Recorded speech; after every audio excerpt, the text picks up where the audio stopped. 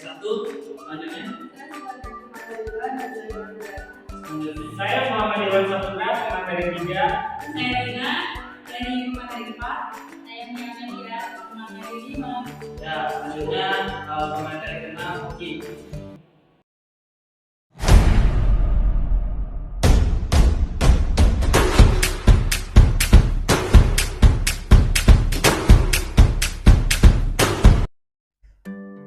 Kali ini dengan saya Alvinsa Pratama ingin menjelaskan sebuah pengertian dan karakteristik dari PBL. Nah, PBL itu merupakan problem based learning. Ya, di sini untuk pengertiannya saya mau menjelaskan ada 2 poin dari pengertiannya, yaitu secara istilah dan secara umum. Nah, dari secara istilah PBL itu tersendiri dan sebelumnya itu PBL itu merupakan problem based learning. Nah, di secara istilahnya mengatakan suatu metode atau metode pendekatan yang dimana untuk suatu memecahkan masalah terhadap peserta didik dalam konteks yang sangat untuk bisa berpikir kritis dan mendapatkan dalam metode pelajaran tersebut.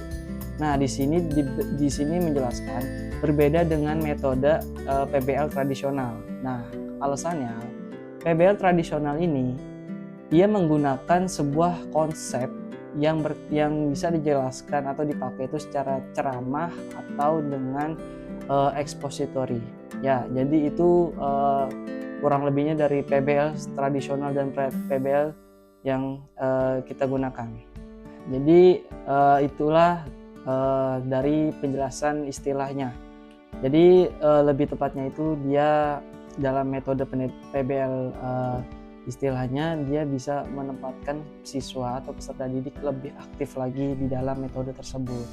Oke, kita lanjut ke PBL secara umumnya. Nah, PBL ini merupakan suatu pendekatan yang dimana siswa belajar melalui proses lebih rumit lagi untuk memecahkan suatu masalah. Nah, di sini dia mungkin tidak terstruktur, seringkali diambil dari situasi kehidupan nyata atau real life-nya. Nah, seringkali kita mendengar dalam proses siswa bekerja dalam kelompok kecil. Nah, untuk memahami masalah, mencari informasi yang relevan, dan mengembangkan solusi yang masuk akal. Jadi itu alasannya kenapa secara umumnya berbeda dengan secara istilahnya, tapi tetap satu tujuan untuk memecahkan suatu masalah dalam metode PBL tersebut. Ya, karakteristik PBL di sini saya akan menjelaskan 5 poin. Yang pertama ialah masalah sebagai pusat pembelajaran, yang dimana proses pembelajaran dimulai dengan masalah yang harus dipecahkan oleh peserta didik. Secara masalah ini biasanya kompleks, tidak terstruktur, dan relevan dengan kehidupan nyatanya, seperti yang saya bilang sebelumnya, mengandung atau terkait masih dalam kehidupan real life-nya. Yang berikutnya, poin kedua ini yaitu pembelajaran kolaboratif. Nah, di sini pembelajaran kolaboratif ini dalam metode PBL mengajarkan peserta didik untuk lebih aktif lagi dalam berkolaborasi dalam memecahkan suatu masalah tersebut. Nah, yang dimana ini bisa sebagai pusat informasi atau sebagai pusat relevan, informasi relevan yang bisa mengembangkan solusinya. Nah, ini juga mendorong kerjasama tim dan keterampilan sosialnya. Yang selanjutnya, guru sebagai fasilitator. Nah, dimaksud dari PBL ini, guru lebih dibanding untuk mengajar, tetapi guru di sini lebih ke bimbingan. Jadi dia guru ini sebagai pembimbing sekarang. Karena dalam metode PBL ini ia sebagai fasilitator atau membantu siswa untuk memecahkan atau memberi solusi terhadap peserta didik untuk memecahkan suatu masalah. Nah, di sini tetapi guru tidak memberikan jawaban langsung untuk peserta didiknya, tetapi suatu berproses hasil pemikiran peserta didiknya untuk memecahkan suatu masalah. Nah, yang terakhir ini poin kelima yaitu pembelajaran mandiri. Nah, seringkali kita sudah mendengar pembelajaran mandiri secara mandiri dan metode mandiri. Nah, cara PBL ini, pembelajaran mandiri ini siswa lebih didorong untuk belajar secara mandiri atau menggali informasi, mencari informasi untuk memecahkan suatu masalah secara dalam, atau lebih luas lagi untuk mencari informasinya, secara mendapatkan solusinya. Nah, karena di sini kita mengingatkan suatu keterampilan penelitian dan inisiatif belajarnya. Nah, jadi dalam pembelajaran mandiri ini siswa lebih aktif lagi untuk mencari informasi secara mandiri. Setelah dari karakteristik saya jelaskan dan sebutkan dari 5 poin tersebut, saya selanjutnya ingin mau menjelaskan yaitu dari pengertian PBL menurut para ahli. Nah, sebelumnya tadi kita hanya menjelaskan istilah dan umumnya, tapi di sini saya mau menjelaskan atau bonusnya pengertian dari menurut para ahlinya. Ya, di sini saya mau menjelaskan salah satunya saja dari para ahli PBL. Ya, menurut pengertian PBL ini dari Howard Burroughs dan Robin Tamblyn pada tahun 1980. Nah, mereka menyatakan yang sering dianggap sebagai perintis PBL mendefinisikan PBL sebagai metode pembelajaran yang menggunakan masalah klinis yang nyata sebagai fokus untuk pembelajaran. Nah, dalam konteks ini, dalam konteks medis, PBL dirancang untuk merangsang pembelajaran melalui pengembangan keterampilan berpikir kritis dan pemecahan masalah klinis. Ya, berikut hasil dari penelitian para ahli dari pendapat Howard Burroughs dan Robin Tamblyn pada tahun 1980. Kelebihan dan kekurangan model problem based learning. Setiap model pembelajaran memiliki kelebihan dan kekurangan. Sebagaimana model PBL menurut Hamdani 2011 mengemukakan beberapa kelebihan dan kekurangan model PBL sebagai berikut. Kelebihan model PBL yaitu siswa dilibatkan pada kegiatan belajar sehingga pengetahuannya benar-benar diserap dengan baik. Siswa dilatih untuk dapat bekerja sama dengan siswa lain dan siswa dapat memperoleh pemahaman masalah dari berbagai sumber. Itu saja kelebihan PBL. Sekarang kekurangan. Kekurangan PBL yaitu untuk siswa yang malas, tujuan dari metode tersebut tidak dapat tercapai. Membutuhkan banyak waktu dan dana, dan tidak semua mata pelajaran dapat diterapkan dengan metode ini. Dalam suatu kelas yang memiliki tingkat keragaman siswa yang tinggi akan terjadi kesulitan dalam pembagian tugas PBL, kurang cocok untuk diterapkan di sekolah dasar. Karena masalah kemampuan bekerja dalam kelompok PBL biasanya membutuhkan waktu yang tidak sedikit. Membutuhkan kemampuan guru yang mampu mendorong kerja siswa dalam kelompok secara efektif. Ada beberapa tantangan terkait dengan metode PBL ini, yaitu 1. Membutuhkan banyak perencanaan dan koordinasi. PBL membutuhkan banyak perencanaan dan koordinasi untuk memastikan bahwa siswa memiliki keterampilan dan sumber daya yang diperlukan untuk berhasil menyelesaikan proyek mereka. Guru harus merencanakan proyek dengan hati-hati, menetapkan tujuan yang spesifik, dan memastikan bahwa siswa memiliki akses ke sumber daya dan dukungan yang diperlukan. Yang kedua, membutuhkan banyak waktu. PBL dapat memakan banyak waktu karena siswa harus menghabiskan waktu untuk mengumpulkan dan menganalisis data, mengidentifikasi dan mengevaluasi solusi potensial, juga mengomunikasikan hasil mereka. Guru harus memastikan bahwa siswa memiliki cukup waktu untuk menyelesaikan proyek mereka dan memberikan umpan balik yang berharga dan mendukung selama proses belajar. Yang ketiga, membutuhkan keterampilan pemecahan masalah yang kuat. PBL membutuhkan siswa untuk mengembangkan keterampilan pemecahan masalah yang kuat yang dapat menjadi tantangan bagi beberapa siswa. Guru harus memberikan dukungan dan panduan kepada siswa untuk membantu mereka mengembangkan keterampilan dan mengajarkan mereka cara mengidentifikasi dan mengevaluasi solusi potensial. Yang keempat, membutuhkan keterampilan komunikasi yang kuat. PBL membutuhkan siswa untuk mengkomunikasikan hasil mereka secara efektif kepada teman sebaya, juga kepada guru. Guru harus memberi dukungan dan panduan kepada siswa untuk membantu mereka mengembangkan keterampilan komunikasi yang kuat dan mengajarkan mereka cara menyampaikan ide-ide mereka dengan jelas dan efektif. Yang kelima, membutuhkan keterampilan atau kerja tim yang kuat. PBL membutuhkan siswa untuk bekerja secara kolaboratif dengan teman sebaya mereka yang dapat menjadi tantangan bagi beberapa siswa. Guru harus memberikan dukungan dan panduan kepada siswa untuk membantu mereka mengembangkan keterampilan kerja tim yang kuat dan mengajarkan mereka cara bekerja secara efektif dengan orang lain. Terima kasih. Problem-based learning dalam konteks ekonomi, khususnya pengangguran, adalah pendekatan pendidikan yang menekankan pada pemecahan masalah nyata untuk meningkatkan pemahaman dan keterampilan siswa. Dalam skenario ini, siswa diberikan kasus pengangguran di suatu wilayah dan diminta untuk menganalisis penyebab, dampak, dan solusi potensial.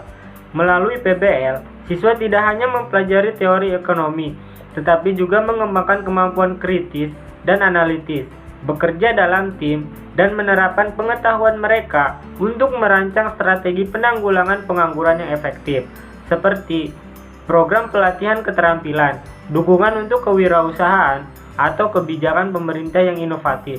PBL membuat pembelajaran lebih relevan dan aplikatif, serta membekali siswa dengan kompetensi yang diperlukan untuk menghadapi tantangan ekonomi di dunia nyata.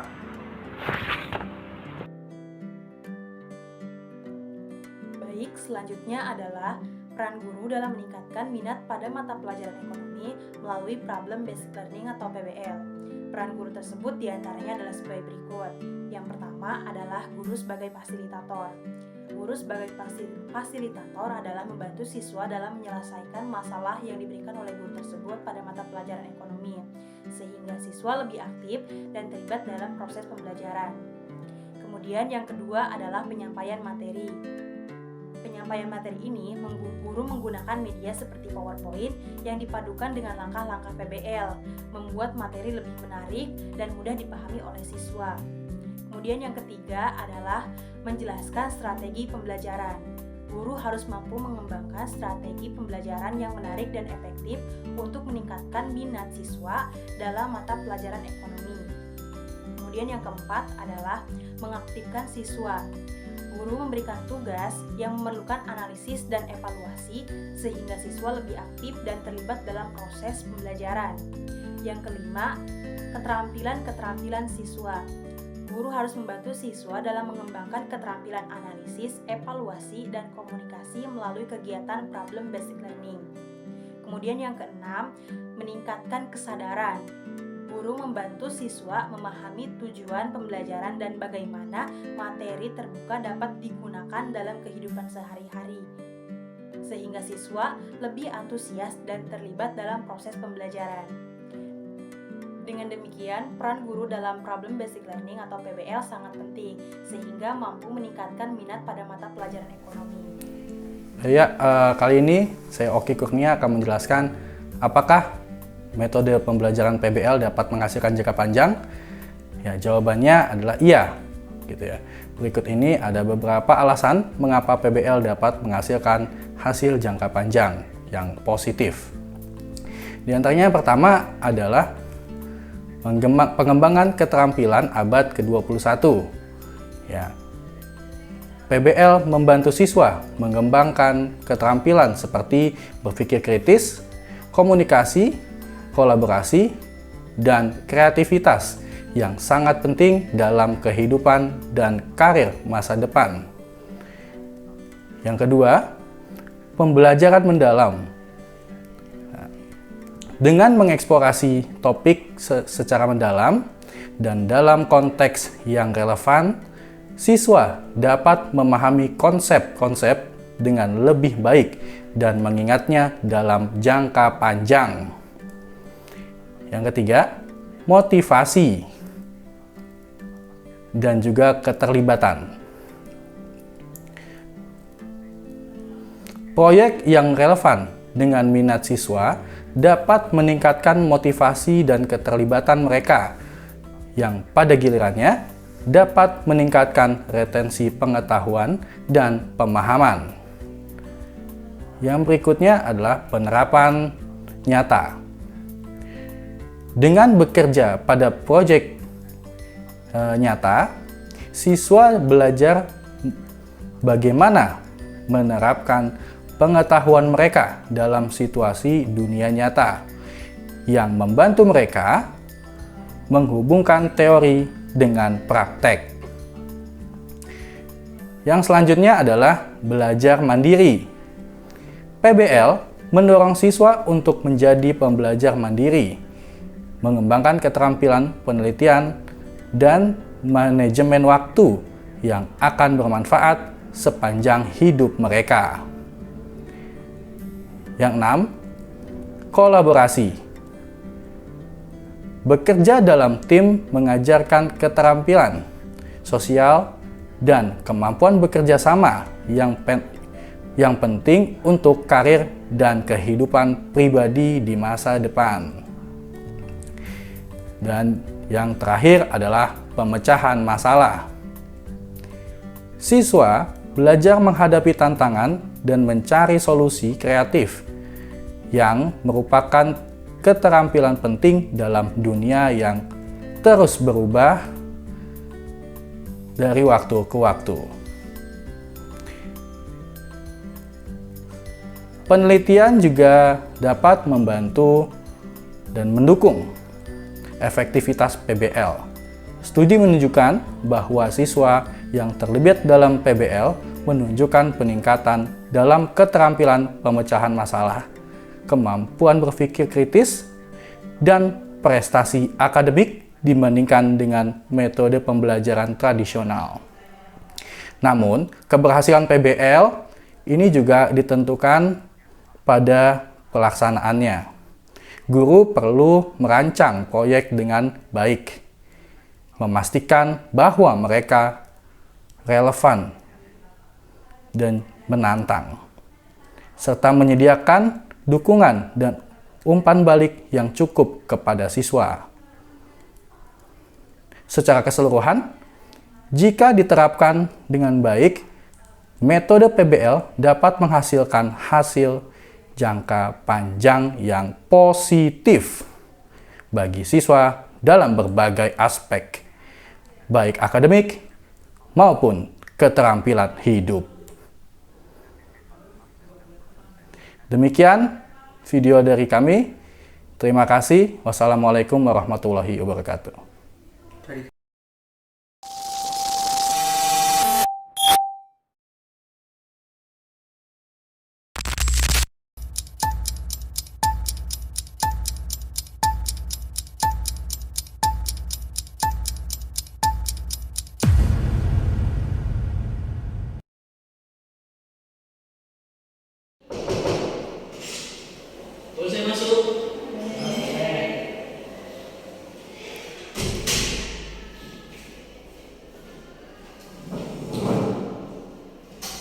Baik, sebelumnya Assalamualaikum warahmatullahi wabarakatuh.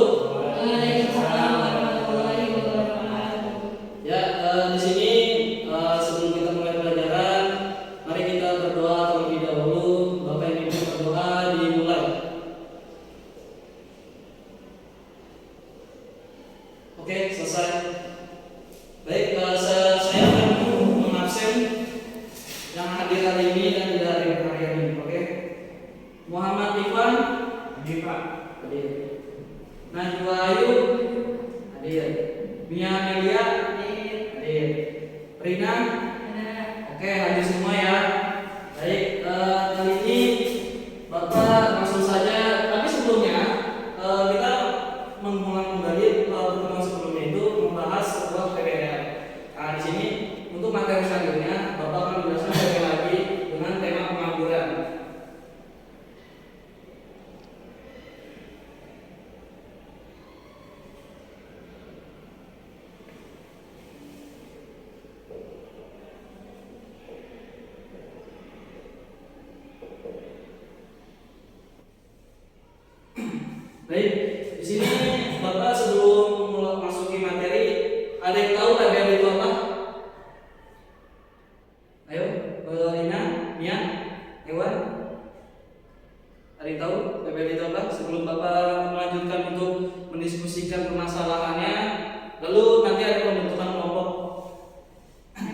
Ya, apa Rina? PBL atau Problem Based Learning adalah seorang guru yang sebagai fasilitator, yang berperan sebagai fasilitator, yaitu membimbing siswa dalam menyelesaikan masalah yang diberikan oleh seorang guru tersebut. Oke, Ya. itu sudah cukup. Ada lagi? Nggak ada? Oke, jadi langsung saja. Yang dikatakan Rina itu sudah benar. PBL itu terkait dengan problem based learning yang dimana dalam PBL ini kita membahas sebuah yang terkait dengan guru menjadi fasilitator dan pembelajaran kolaboratif dan untuk pemecahan masalah dari metode tradisional dan modern. Nah, baik, di sini saya langsung saja untuk membentuk kelompok untuk berdiskusinya, yaitu kita bagi 2 kelompok, yang dimana di sini kelompok pertama yaitu Ihwan dan Nia, dan kelompok kedua itu Rina dan Najwa. Nah, di sini Bapak dengan materi temanya dari pengangguran, kalian membahas sebuah permasalahan atau mendiskusikan permasalahan dari pengangguran tersebut. Nah, jadi memecahkan suatu masalahnya. Nah, dalam metode PBL. Jadi langsung saja. Jadi Bapak langsung kasih yang namanya ini cara kertas. Tinggal langsung nanti setelah itu kalian diskusikan hasilnya apa dalam kelompok ini, lalu berikan ke belakang. Setelah itu langsung ke kasih Bapak ke depan. Bapak tunggu ya.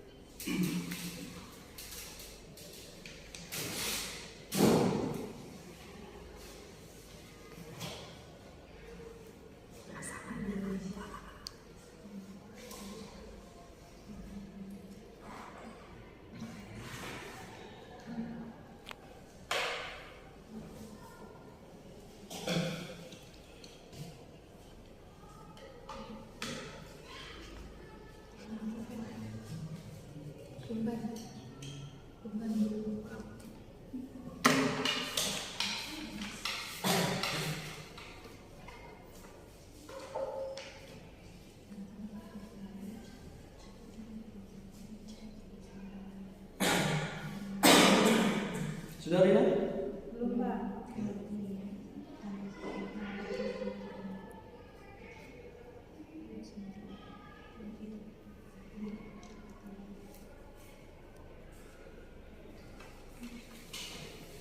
Ini sudah, Pak.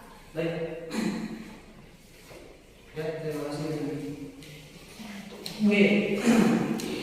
Baik, setelah diskusi kalian berdua, saya ingin menjawab atau maksudnya hasil dari diskusi kalian apa jawabannya, dan saya terutama ingin mendengar hasil dari jawaban diskusi nomor 1 Iwan dan Nia, bagaimana tentang PBL yang dalam metode PBL di tema pengangguran ini. Jadi dari PBL untuk metode pengangguran ini itu dalam aplikasi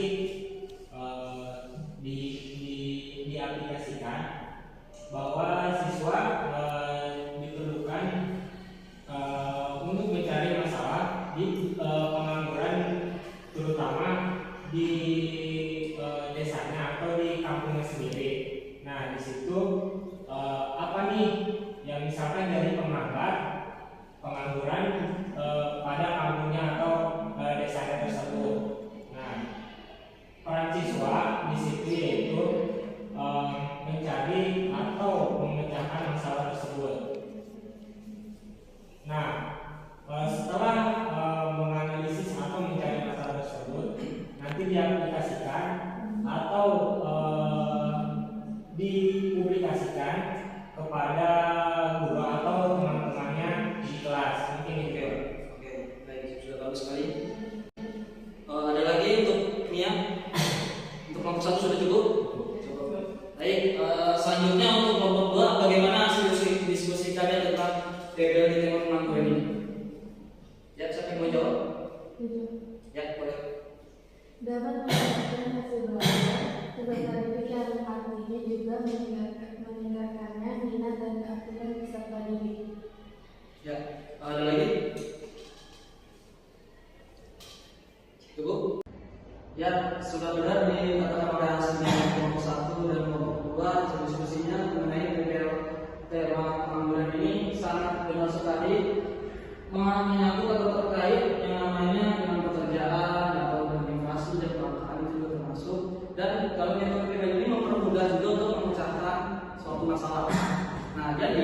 kesimpulannya Bapak yang menyampaikan dalam metode PBL ini dengan tema pemaparan ini.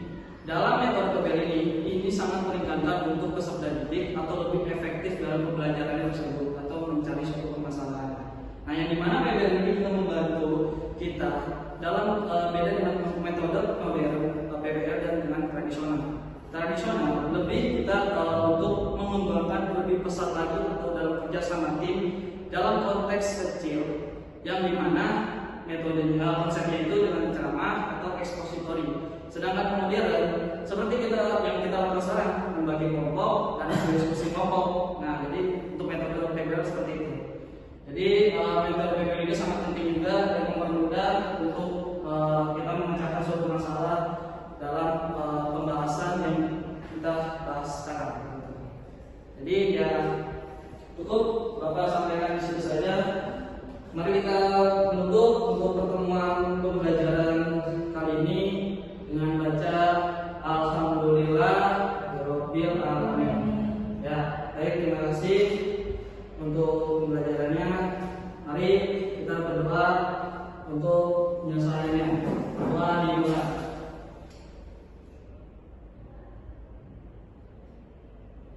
Ya, baik, terima kasih untuk anak-anak kali ini. Cukup mengesankan dari metode bahasa ini sangat ketahuan ya, hasilnya PBL ini dalam pengangguran ini sangat lebih efektif dan mudah lagi, balik lagi seperti jawabannya tadi. Dan kita akan bertemu lagi di pertemuan selanjutnya dengan membahas mungkin berbeda lagi materinya. Oke, ya, sekian untuk Bapak. Assalamualaikum warahmatullahi wabarakatuh. Waalaikumsalam.